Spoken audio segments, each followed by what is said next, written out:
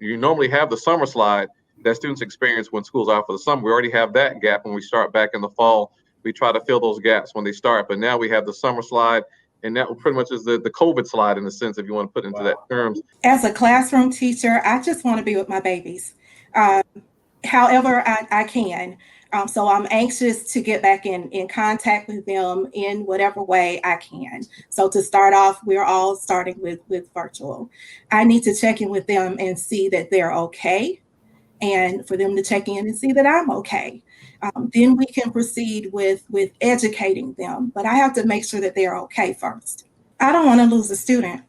What keeps me up, and I don't understand how politics on the national and state level got involved with making common sense decisions for our children and those who educate them and work to educate them.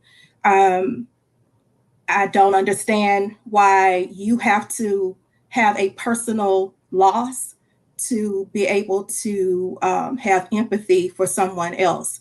And I just don't want to lose anyone. I don't want to lose a faculty or staff member, a bus driver, or a student as we return to school.